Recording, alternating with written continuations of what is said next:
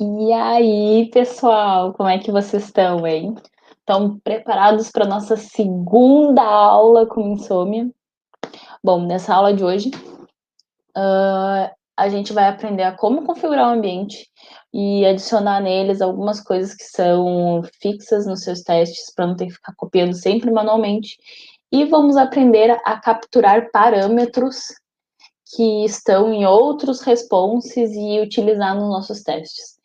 Mas por que fazer isso, Priscila? Tava tão simples, né? Tipo, para que ficar fazendo essas coisas?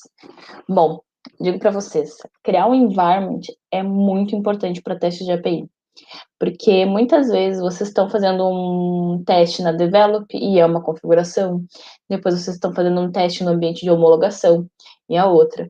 E daqui a pouco vocês têm mais N ambientes que vocês testam, e para cada ambiente é uma configuração, é uma URL diferente, é usuário e senha diferente. Então, por isso que é importante a gente aprender a configurar um environment, setar o teu environment. E tá, faz sentido agora, Priscila, que tu me explicou, mas e para que eu vou capturar parâmetros de uma requisição e colocar em outra? Bom, da mesma forma que existem parâmetros fixos para fazer a configuração do teu ambiente, muitas vezes tu tem que fazer uma requisição, pegar um dado dessa requisição para alimentar uma próxima requisição. Por exemplo, no meu dia a dia do trabalho, nossa, eu faço isso direto. Então, para que fazer de forma automática, de ter que ir lá executar aquela requisição e ter que dar Ctrl C e depois ir lá na tua requisição do teu teste atual e fazer um Ctrl V? Se tu pode simplesmente fazer essa configuração uma vez e deixar que ela execute sozinha toda vez que tu der um send. É muito mais prático, não é? E não se preocupem, é tranquilo. E se vocês tiverem alguma dificuldade, não esqueçam de deixar nos comentários para eu saber como que eu posso preparar um vídeo que vai ajudar vocês. Então, bora lá. Vamos voltar a minimizar aqui, botar meu vídeo menor. Deixa eu compartilhar a tela do teste aqui com vocês. E show. Achei a tela. Bom, hoje nós vamos utilizar uma API um pouco diferente da que a gente estava utilizando na aula anterior. Na aula anterior a gente estava usando o Faker API, que tinha um prefixo, né? Tinha um base URL, mas tinha vários endpoints diferentes para vocês fazerem teste, e espero que vocês tenham se divertido. Coloquem nos comentários se vocês gostaram dessa interação, dessa API com várias opções para vocês ficarem praticando. E hoje eu trouxe para vocês o Poke API. O que é isso? É uma outra API, open source, ela é aberta, não tem autenticação, e o diferencial dela é que ela traz muitos conteúdos sobre o Pokémon. Então, olhando sim o site da API, a gente pode ver que ele já tem uma informação bem grande aqui, né? Bem grande não, um letreirinho verde que a gente assume, para quem já é da área de teste, letreiro verde é sinal que tá tudo ok, e letreiro vermelho a gente já tem que olhar com um pouco mais de atenção, né? Mas aqui na parte verde, o que está dizendo? Eles estão dizendo que eles estão construindo essa API, Poke API, com base no GraphQL. Ou seja, hoje a gente vai testar ela com a funcionalidade que existe, né, que é RESTful, mas nos próximos vídeos eu posso trazer um comparativo para vocês da diferença de testar uma API GraphQL e o mesmo endpoint ser testado numa API RESTful. Se vocês têm interesse de ver esse comparativo do que muda na requisição, de o que muda nos endpoints, de como é que é enviado parâmetros, deixe nos comentários que se vocês tiverem interesse eu vou gravar um vídeo sobre esse comparativo, que é bem interessante porque muda algumas coisas assim na estrutura do teste. E aí eles estão comunicando que já tem uma versão beta, né, que está disponível, e tem a documentação. E indo aqui para baixo, eles já começam a explicar a documentação, né? Eles já mostram aqui a base URL deles, fixa, que vocês podem ver que não dá nem para editar, aqui ainda dá para editar, né? Mas aqui não dá, ou seja, isso aqui é o nosso prefixo, né? Então, nós já começamos a entender que isso daqui pode ir lá para o nosso environment. E aí aqui eles estão dando exemplos, né? Que tu pode fazer Pokémon barra dito, Pokémon barra um. E aí a gente começa, quem já tem um pouquinho mais de experiência, começa a pensar, tá, se isso aqui é Pokémon barra dito, então eu acho que isso aqui é um nome, ele tá fazendo, ele tá buscando pelo nome, e esse Pokémon barra ID, ele tá buscando, quer dizer, barra um tá buscando pelo ID do elemento que eu quero que retorne, né? Ah, aqui essa URL já é um filtro. Aprendi na aula passada que você tem um pontinho de interrogação e está escrito limite, isso daqui já é um filtro. Então, eu estou mandando trazer toda a lista de Pokémon, mas eu estou aplicando um filtro que o limite é 100 e o offset é 200. Já começo a entender algumas coisas a mais da documentação. Então, aqui tem um exemplo de como vai retornar os dados, né? Se tu fizer essa requisição aqui, ele mostra aqui como que vai retornar os dados do dito, né? E tem outras, tem o que está querendo dizer, né, que é uma API RESTful, o que, que isso quer dizer, e como começar, né? Eles estão dando aqui que we have our awesome documentation, ou seja, nós temos uma ótima documentação.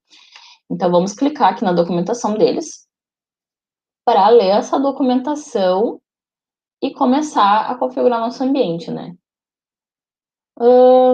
A primeira informação básica que a gente vai fazer. Vamos começar como? Nós vamos voltar para o nosso Insome e vamos fazer a primeira configuração básica, que é o environment, porque a gente já reparou que tem uma base URL que nós vamos sempre utilizar. Então, a gente vai copiar aqui essa URL, vamos para o nosso Insome e nós vamos clicar aqui, ó. Aqui vocês estão vendo que está escrito No Environment. Eu vou até dar um zoom. Está escrito No Environment. Eu já tenho um environment, dois environments configurados, mas eu vou criar um do zero com vocês para vocês aprenderem. Então, eu vou em Manage Environment e vou clicar no maisinho. E aí vocês podem ver que tem dois tipos de environment, né? Tem o environment com olhinho aberto e tem o environment com olhinho, né, cortadinho no meio que está dizendo Private Environment. Qual é a diferença de um environment para um Private Environment? Vamos pensar assim. Se tu não tem dados sensíveis, por exemplo, um token que é só teu, um usuário e senha que é só teu, se tem uma configuração que não importa a pessoa que for utilizar, vocês podem utilizar o environment normal, que é o que eu vou criar. Mas se vocês têm uma configuração de environment que é somente de vocês, ou seja, que tem dados sensíveis, usuário, senha, token, um ID específico, algo que ninguém possa alterar ou possa ver, ter visibilidade daquilo, então vocês criam um private environment. Ah, Priscila, mas para que eu vou criar um private environment se está só na minha máquina? Tipo, só eu testo, só eu tenho acesso. Aí que está a questão.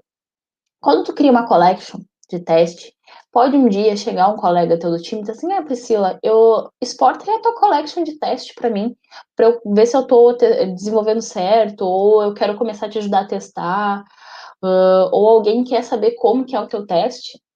Se tu tem dados sensíveis em um environment público, na hora que tu exportar essa collection, esses dados vão ir todos na exportação. Então, por isso que é importante tu entender a diferença de um environment público e de um environment privado. Se tu tem dados que são só teus, informações só tuas, tu cria um private environment, envia, exporta a collection para a pessoa e diz, olha só, para te executar esses meus testes, tu precisa criar um environment com essas e essas configurações. Só que eu não posso te passar porque essas configurações são únicas. Então, fala com o fulano ou fala com o ciclano que ele vai te ajudar a criar essas configurações e o ambiente para ti e vai funcionar tudo normal. A partir disso, vamos criar um environment público, porque a gente só vai utilizar, hoje eu só vou ensinar para vocês utilizar o base URL. Então, eu vou criar um POC API 2 aqui. Eu posso escolher a cor que vai aparecer quando eu clicar ali no environment, eu vou escolher um roxinho aqui. E aí, como que a gente monta, né? O environment é feito com base na estrutura JSON. Se você não conhece a estrutura JSON, não sabe como construir ela, não tem noção nenhuma de como que funciona uma estrutura JSON, coloca também nos comentários, para eu saber e conseguir fazer um videozinho explicando o que é o JSON e como é que é a estrutura, para a gente conseguir fluir melhor nos próximos vídeos, tá? Mas a estrutura de JSON se baseia basicamente em ou ele retorna uma array, que são colchetes, ou um JSON simples, que são chaves, que é o nosso exemplo. Como a gente vai utilizar um simples, que não precisa ter mais de uma posição, né, para estar configurando como array, vai ser só chaves. E dentro dessas chaves, os parâmetros funcionam em chave valor. O que quer dizer chave valor? Eu tenho uma chave, que é meu base URL, e essa chave vai receber um valor, que é a URL que eu copiei na minha documentação. Então, por isso que a estrutura de JSON é baseada em chave-valor. Sempre vai ser assim. Como é apenas um parâmetro, eu não preciso colocar vírgula. Mas se eu fosse adicionar mais um parâmetro, por exemplo, eu quero aqui para facilitar a minha vida, além disso, eu quero botar essas opções, sabe? Berry, Context, Environment. É possível. Não tem problema nenhum. Aí a configuração do environment vai de acordo com a necessidade dos teus testes. Mas como a gente está indo no passo a passo, eu vou deixar só a base URL. Configurado isso, eu vou dar um done para salvar, né, esse environment. Então, como eu salvei, indo aqui, é possível ver o meu poke API 2 e tá com a corzinha que eu selecionei. Quando eu seleciono, todo o teste que tiver base URL vai puxar a base URL do poke API 2. Então, tome muito cuidado na hora de executar, que talvez vocês executem, deem um erro dizendo que a URL não existe, mas é porque vocês estão com o ambiente configurado errado. Então, sempre é bom dar um double check antes de começar a iniciar os seus testes. Bom, Priscila, show. Parte 1 da aula a gente aprendeu, né? Que é configurar o environment. Ainda não. Nós temos que aprender a usar esse environment lá no nosso URL. Como que a gente faz isso? Eu vou criar aqui uma pastinha da aula 2 para a aula de hoje. E a gente vai escolher aqui um endpoint aqui, eu vou pegar aqui games. E aí dentro de games tá por geração. Então eu sei que eu tenho a minha base URL barra generation, vai me listar tudo. E depois eu posso fazer uma lista mais específica, né, passando ID ou o nome. Então vamos começar com a parte fácil, né, que vamos configurar nossa URL para listar todos. Então eu sei que eu vou copiar esse generation e vou clicar aqui, que eu cliquei aqui, clique to add first request, e vou botar game. E aí apareceu a nossa famosa parte limpa da nova requisição. Tá, Priscila, agora como é que eu vou puxar aquela base URL que eu citei lá no environment? É bem simples. Como a gente sabe, a chave, o nome da chave, a gente vai digitar aqui, base, e o insomnia automaticamente identifica a possibilidade de aquela variável daquele início de string, né, de parâmetro, estar no environment. Aí ele vai lá, busca e retorna. Aí ele te pergunta, isso daqui que tu quer pegar e botar no teu request? Ou é isso, ou é isso, ou é isso? Então, tipo, ele te traz várias opções, mas a primeira opção sempre vai ser o que está citado no teu environment. Ah, não, isso é isso mesmo que eu quero. Então, eu dou um Enter. Opa, que eu adiantei uma parte. Deixa eu dar... Se desaparecer, vocês dão um Ctrl espaço, que vai aparecer de novo. Então, sim, é isso que eu quero. Então, seleciono. E vocês já dão para ver aqui, eu deixei na parte de carry para vocês verem a estrutura sendo montada conforme a gente vai completando a URL. Então, a gente deixou a base URL, vou dar um barra, generation, e vou dar o meu save, vamos ver se vai retornar o que eu quero, né? E prontinho. Deixa eu diminuir um pouco o zoom aqui. Prontinho. Ele formou toda a URL, que como a gente pode ver no preview, e retornou os dados que eu queria. Então, primeira parte da nossa aula, agora sim está completa. Agora, vamos para a segunda parte. A gente mais ou menos entendeu como é que funciona essas tags, né? Se você quiser saber mais, lá na documentação do Insomnia, aqui, é possível vocês irem na parte de Docs. E aqui em Docs vai aparecer muita coisa da documentação. Tem o Get Start, que é iniciando, tipo instalando, configurando, e depois já tem a parte do Use Insomnia, que é o que a gente está fazendo. E isso que eu ensinei para vocês até agora de environment está configurado nesse link aqui. E agora a gente vai para a terceira parte, né, do início do Insomnia, que é usando templates de tags. Que esse template tag é o quê? A gente vai capturar um dado desse request aqui, desse request mesmo, e vamos armazenar eles numa tag, e essa tag vai ser possível utilizar em outros requests. Dá para te utilizar tanto na tua URL quanto na query enviando por parâmetros. Então, sem mais delongas, existem duas possibilidades na documentação, né, do Poke API. Tu pode fazer a busca por ID ou pelo nome. Deixa eu ir para a documentação certinha aqui. Pode ir pelo ID ou pelo nome. O ID, vocês podem ver que aqui o ID não está descrito, né? Tipo, chave, valor. Não tem uma chave chamada ID e o número 1. O ID está sendo passado direto nessa URL. A gente pode fazer de duas formas, né? A gente pode armazenar a URL toda, e em vez de passar no próximo request a base URL, tu passaria somente esse parâmetro, ou passaria o nome. Então, eu vou fazer da forma mais simples agora, que eu vou capturar o nome que está nessa requisição e passar na próxima. E fica como tema de casa aí, depois eu quero ver nos comentários se vocês conseguiram fazer somente com capturando a URL e passando essa URL substituindo o nosso base. Então, vamos lá, eu vou dar um... A gente tem a possibilidade de dar um duplicate. O que é essa vantagem de duplicate? Quando tu duplica, tudo que estava nessa request vai passar para a próxima. Então, aí como é que aparece? Já aparece minha base URL já configurada, eu não preciso buscá-la de novo.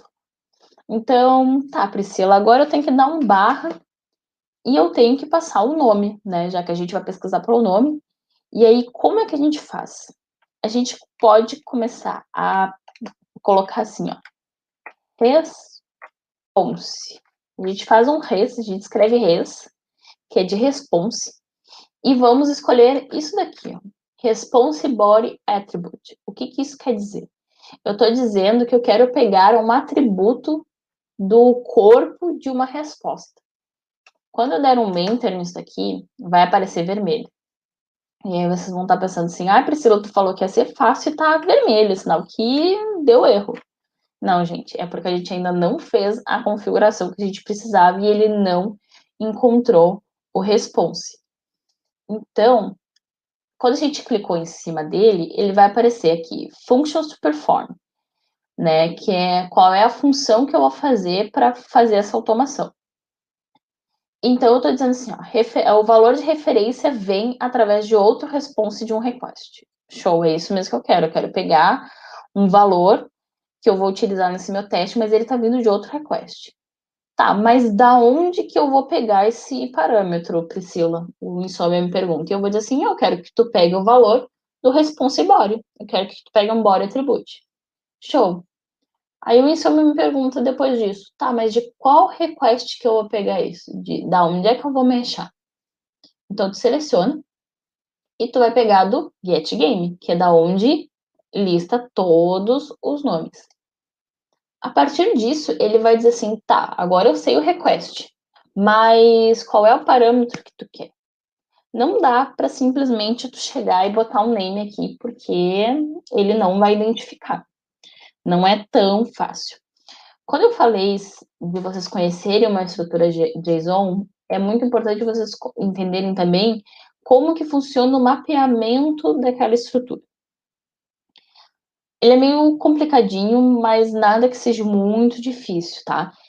Tudo inicia em um cifrão. Quando eu digo cifrão, ele vai retornar tudo. tudo que tem.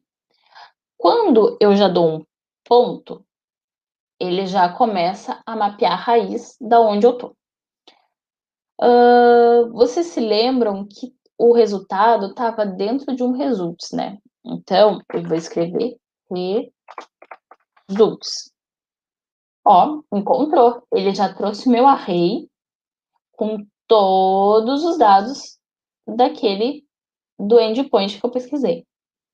Como ele é um array, eu não posso botar simplesmente .name, porque ele é um array, ele tem várias coisas, tem várias posições, então eu tenho que passar primeiro a posição do meu array que eu quero.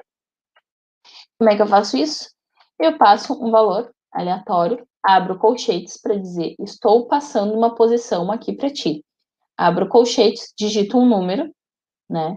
Que a gente viu a quantidade de retorno, que foram 10, se eu não me engano, então eu sei que eu posso pesquisar de 0 a 9, porque a posição de array não começa em 1, a posição do array começa em 0.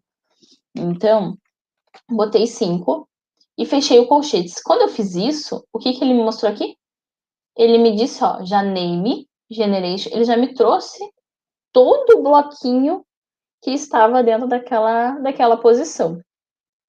Então, agora que eu tenho esse bloquinho, eu posso dar um ponto name. E aí, retornou o nome da geração. Aqui, depois que eu achei esse parâmetro, o Insomnia me pergunta mais uma coisa. Tá, mas quando é que eu devo fazer esse trigger? O que é o trigger? O trigger é, dado que eu cheguei em tal ponto, quando que eu executo, né? Aqui ele tem uma opção. Never resend request. O que é isso? Ele está perguntando quando é que ele vai fazer a primeira requisição para pegar esse dado. Se eu deixar em never resend, ele nunca vai achar o parâmetro, a não ser que tu já tenha executado uma vez, como foi o nosso caso. Quando é em no history, ele diz o seguinte: eu vou reenviar essa solicitação antes do teu teste, quando eu não achar a generation 6. Então, tá, já começa a fazer um pouco mais sentido, porque caso eu limpe os dados do teste, se ele não achar, ele vai reenviar aquele request como um pré-teste. Tá, isso aí já começa a fazer mais sentido para mim. Aí tem a opção when expired. When expired, ele é muito usado para dados que se expiram, como token. Token, por boas práticas, ele expira em algum momento, né? Tu gera um token e ele expira em 30 segundos, 1 minuto, 2 minutos, ele vai expirar. Então faz muito sentido para te usar nesses casos. E tem uma outra opção que é always, que ele sempre vai fazer o request, o pré-request antes do teu teste. E eu acho isso aqui muito custoso em questão de otimização dos teus testes e de tempo de requisição. Então eu vou preferir deixar em no history, que ele vai, quando ele não achar, quando o ponto name retornar vazio, ele vai me retornar algo. Ele vai fazer a execução de novo para depois executar o teste. Então eu vou dar um done. E agora vocês podem ver que ele já ficou azul. E ele já pegou o parâmetro aqui. Então, opa, deu certo. Então, quando a gente dá um send, ele trouxe todos os dados esperados para aquela requisição. Ai, Priscila, mas como é que eu vou ter certeza que retornou certo? Bom, você pode criar, duplicar esse request e colocar toda essa URL na mão, sem essa automaçãozinha, né, sem essa configuração, e ver resultado com resultado. Então você vai ver que o resultado vai ser a mesma coisa, vai ser o mesmo payload. A diferença é que aqui a gente está começando a automatizar os nossos steps de teste, né? Em vez de ficar colocando as coisas na mão sempre, a gente está começando a criar tags e colocando essas tags para quando for necessário alterar, a gente altera em um e todos os outros testes continuam sendo executados normalmente. Então, pessoal, para a aula de hoje era isso. Eu espero que vocês tenham gostado e se ficaram com dúvidas, não entenderam e ficou com a dúvida, ai, Priscila, eu não sei o que é um JSON, eu não sei mapear um JSON, eu não entendo essa estrutura, então como é que eu vou fazer isso?